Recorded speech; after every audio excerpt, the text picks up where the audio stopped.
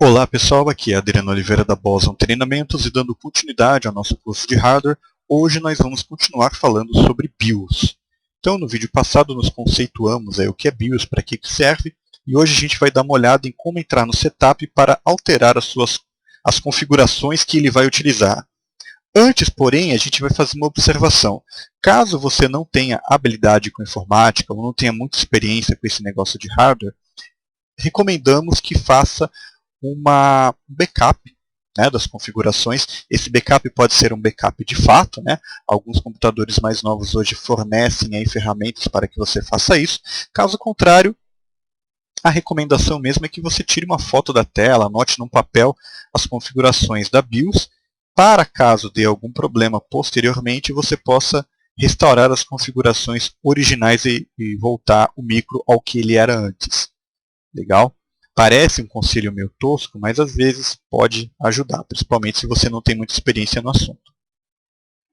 O segundo toque é o seguinte: se você não está muito seguro em utilizar, em mexer na BIOS do seu micro, ou do micro do seu vizinho, ou do seu cliente, você pode treinar usando uma máquina virtual. O que eu vou mostrar aqui para vocês daqui a pouco, uma tela do VMware Player. Eu vou deixar inclusive o link aqui para você baixar, o software é gratuito. E nessa tela, então, é possível você simular, né, a BIOS em uma máquina virtual. Então você pode mexer ali à vontade, ver como é que funciona, ter um feeling de como é que o negócio roda, e aí depois você parte para uma máquina de verdade, né, se você quiser. E, enfim, como que a gente faz esse acesso, né? Normalmente quando o micro é ligado, né, ele vem com aquele processo, né, o post, que ele faz um teste aí, como a gente falou no vídeo anterior, e ele mostra essas informações como está aparecendo nessa tela, né? Ele mostra aí a marca da BIOS, ele marca inclusive aí a versão, né? Então tem aqui o modelo da placa-mãe, no caso desse computador aqui é um Asus, mostra aqui a CPU, né, o Frontside Bus, e em algum momento ele mostra uma mensagem similar a essa. Pressione Del para rodar, né, para executar o setup. Nem sempre é Del, né, depende do fabricante da BIOS. Às vezes é F2, às vezes é Alt F2. Aí você tem que ficar de olho, né, essa mensagem normalmente aparece rápido, e quando a mensagem aparece, você já tem que ir clicando, aí, já tem que ir apertando o botão que permite com que você entre aí no setup. Legal? E nos micros de hoje ele costuma aparecer até meio rápido demais, você mal consegue apertar aí a tecla necessária, fazendo com que seja... Então você tem que reiniciar mesmo o micro para poder ver essa mensagem de novo e dar tempo de apertar o botão. A tecla aí que vai te levar ao setup. Essa tela que a gente está vendo aí, eu peguei lá do Wikipedia mesmo, mas é uma tela bem clássica, né? Se você pegar um desktop, principalmente até de alguns anos atrás, vai ser esse jeitão aí. Ele mostra exatamente essas mensagens, né? Inclusive aqui embaixo, eu estou vendo até a quantidade de memória RAM, não é grande coisa aqui desse micro, mas enfim. O que acontece? Nos notebooks atuais, ao invés de aparecer esse post, aparece uma tela chamada Splash Screen, que mostra o logo do fabricante, normalmente Dell, HP. Em vez de ficar aparecendo essas mensagens, aparece o logo ali e o usuário acaba não vendo as mensagens do post. Mas mesmo assim, quando aparece esse tipo de tela, normalmente num canto embaixo vai aparecer ali: pressione Del para entrar no setup, ou então vai aparecer F2, dois pontos setup. Ele vai te dar o caminho das pedras ali, bem discretamente. Caso você perceba que nem assim apareceu, em lugar nenhum, quando você liga o computador apareceu essa mensagem, dá uma olhada no manual da placa-mãe. Né? Lá é certeza que você vai encontrar essa informação. Aqui temos então a tela de um setup de uma máquina virtual. Ela é praticamente igual ao setup de uma máquina de verdade. Todos esses programas eles são parecidos, né? A gente navega neles com as teclas, com o teclado. Então você pode, usando essas teclas de direção, ir para o lado e vendo as outras opções. E se eu usar a tecla que vai para baixo, eu posso acessar um submenu.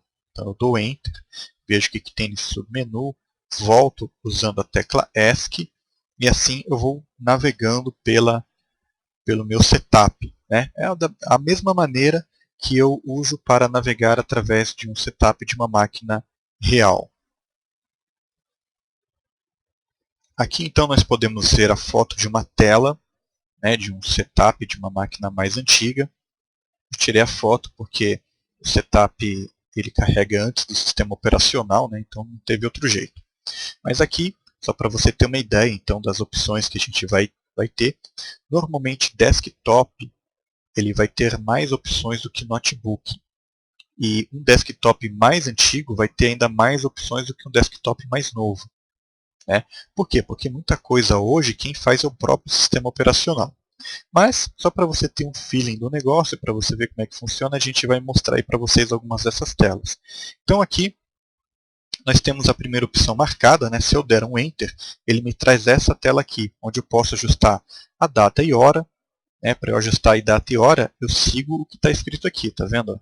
Eu vou me mover entre a hora, minuto, segundo, dia, mês, ano, através dessas teclas para cima, para baixo, para os lados.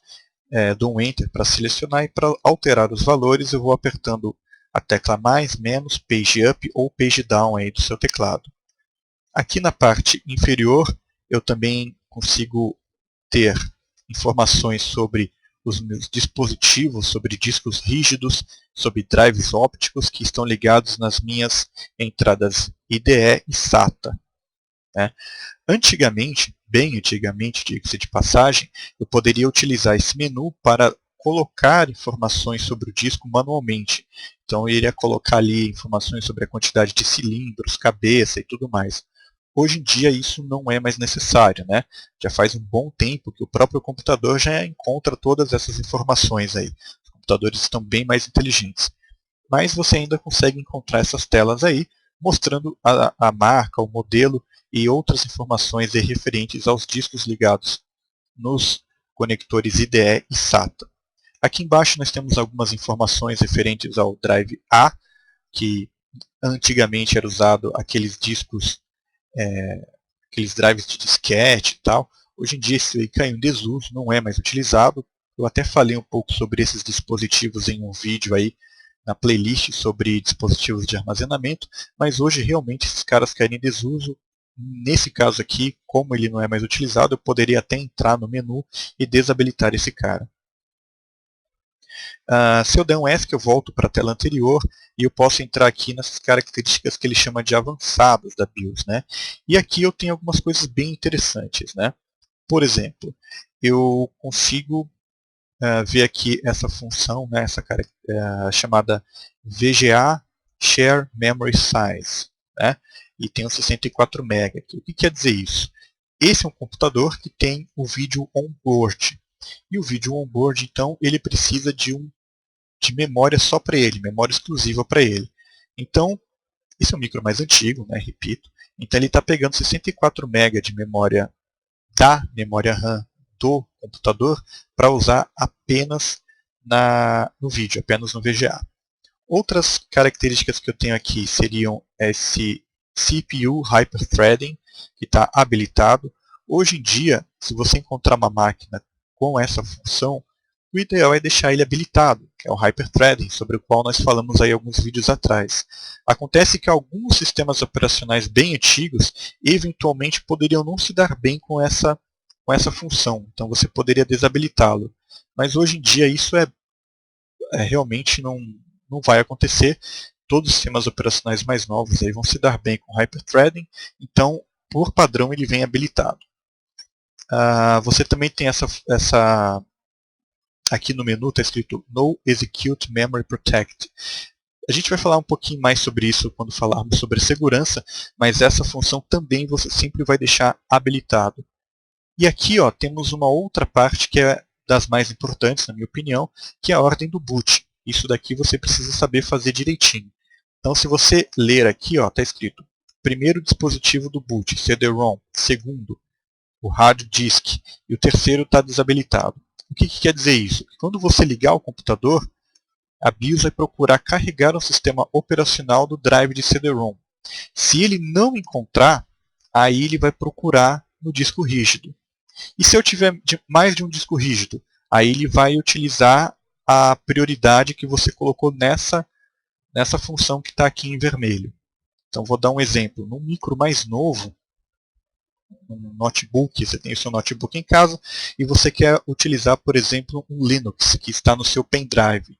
Então você vai inserir o pendrive e vai mudar a ordem de boot do notebook e vai colocar o pendrive como o primeiro dispositivo de boot. Então ele vai encontrar aí o Linux lá no seu pendrive e vai carregar o sistema operacional. Legal? Aí se você quiser instalar, você instala. Se você não quiser instalar, você continua usando ele. Isso é uma opção que você tem. Você tem um desktop, você pegou um CD do Windows e vai reinstalar o Windows nesse desktop. Então você tem que entrar aqui nesse menu e colocar como o primeiro dispositivo de boot o CD-ROM. Então ele vai ler o CD primeiro, como está mostrando nessa tela aqui, vai carregar os arquivos, vai instalar o sistema operacional e tudo bem. Agora, depois que o que acontece, o que é o mais normal hoje? Né? Você ter o sistema operacional carregado aí no seu disco rígido. Né? Está no seu disco rígido. Então você vai deixar como sua primeira opção o disco rígido e depois, quem sabe, você deixa o CD-ROM. Porque aí, se você tem o sistema operacional no seu disco rígido e no seu CD-ROM está vazio, não tem nada, ele vai perder alguns segundinhos ali procurando o sistema operacional no CD-ROM, não vai achar, e aí ele vai procurar no disco rígido. Então, o ideal, depois que você instalou o sistema operacional no HD, é deixar o seu hard disk como o primeiro item ali de boot. Então, isso é importante, isso a gente usa aqui na BIOS. A maioria das vezes que você entrar na BIOS provavelmente vai ser para mexer nesse tipo de coisa. Então, essa é uma tela que você tem que conhecer legal, tem que testar, não é difícil, é fácil, mas é bom você fazer alguns testes aí. Então aqui eu cliquei no First Boot Device e ele me trouxe essa tela. E navegando com as teclas para cima e para baixo, né, eu posso então escolher qual que eu quero que seja o primeiro dispositivo onde ele procura o sistema operacional, dou um Enter e ele altera ali para mim. Já essa tela aqui mostra esse menu aqui, né, o submenu de periféricos integrados. Então ele mostra diversas coisas interessantes aí para a gente. Por exemplo, ele mostra aqui meu dispositivo de rede on-board. Eu posso habilitar ou desabilitá-lo. É uma opção que você tem na BIOS, isso daqui. Né? Outra opção que eu tenho aqui é o áudio. Tá vendo? Esse aqui é meu áudio on-board. Eu posso deixar ele desabilitado ou deixar no modo automático. A mesma coisa para os controladores de USB. Então você está numa empresa onde você não quer, por exemplo, que as pessoas tenham acesso ao USB. Você pode desabilitar o USB na BIOS do computador. Aqui a gente tem outras opções, que é o status de saúde aí do PC, por assim dizer. Né? Aqui a gente tem essa função Reset Case Open Status. O que quer dizer isso? Existem algumas máquinas, principalmente máquinas de marca utilizadas aí no mundo corporativo, que quando você abre o gabinete, ele soltava um bip.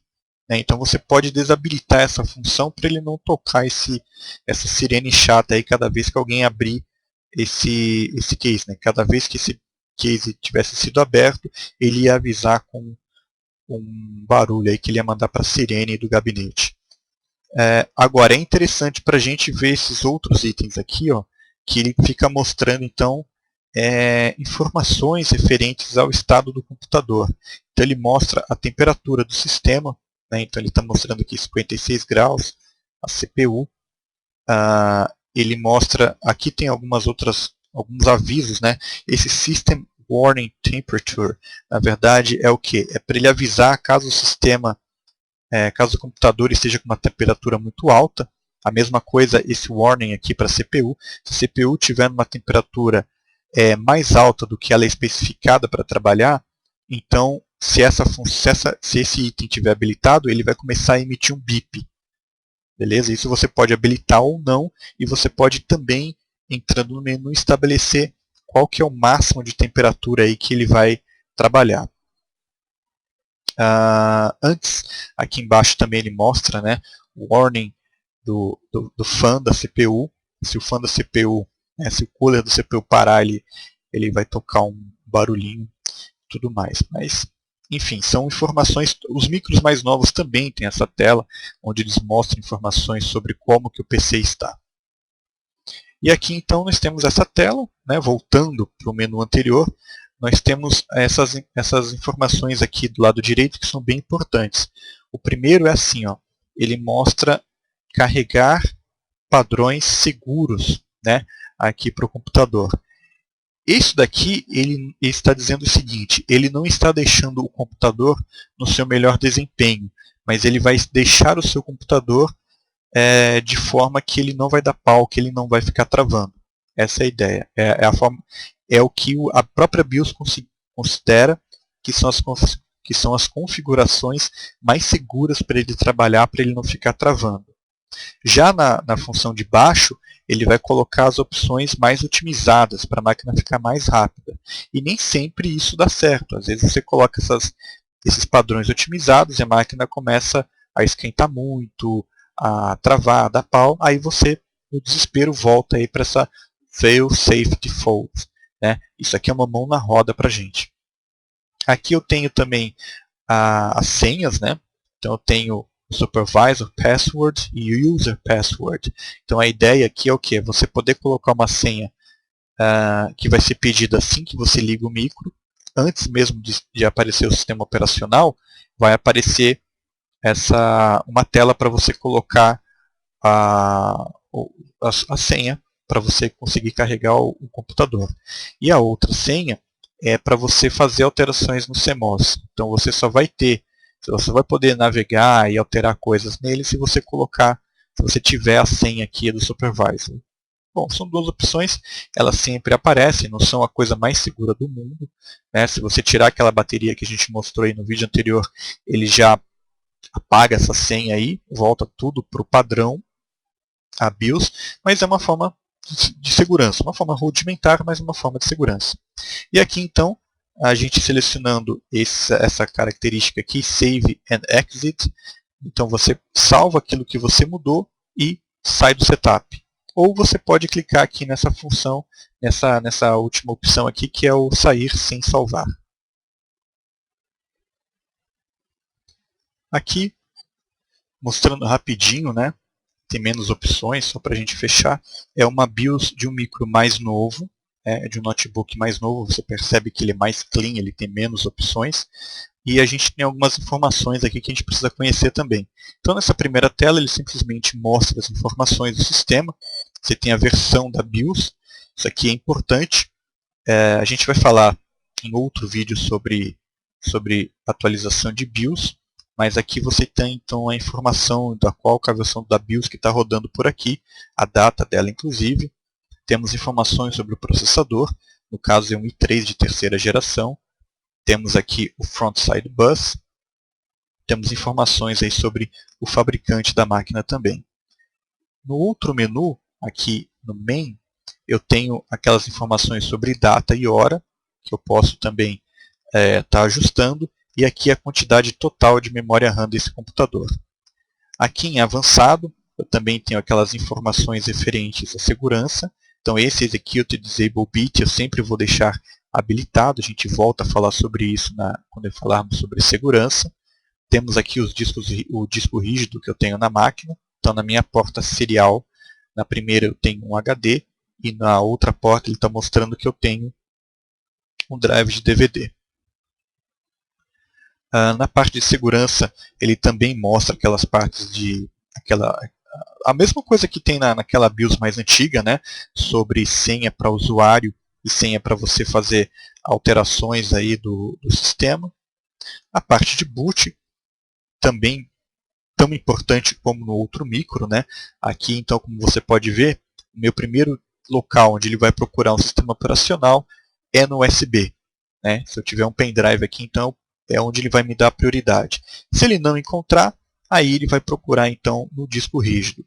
Sobre UEFI a gente vai falar também em um dos próximos vídeos, mas é importante que você conheça essa tela aqui para que você possa então alterar a prioridade de onde o computador vai procurar carregar o sistema operacional. Essa daqui é uma das telas mais importantes aí que a gente tem para trabalhar. E aqui, como sempre, da outra vez, você pode colocar aqui no padrão de fábrica, é uma mão na roda, né, caso você tenha feito alguma coisa aí que não deveria. E aqui você pode, então, salvar as configurações e sair, descartar as configurações e sair, ou simplesmente descartar as alterações que você fez. Então é isso aí, galera. Esse vídeo vai ficando por aqui, ficou até um pouco comprido. A gente volta a falar um pouquinho mais sobre esse assunto nos próximos vídeos. Obrigado aí a todos que estão assistindo aos vídeos do canal Boson Treinamento. Quem tiver Twitter pode seguir a gente aí no @BosonTreina, pode procurar a gente aí no Facebook, dar um joinha aí para o nosso vídeo e por aí vai. Então é isso aí, galera. Mais uma vez, muito obrigado e até a próxima.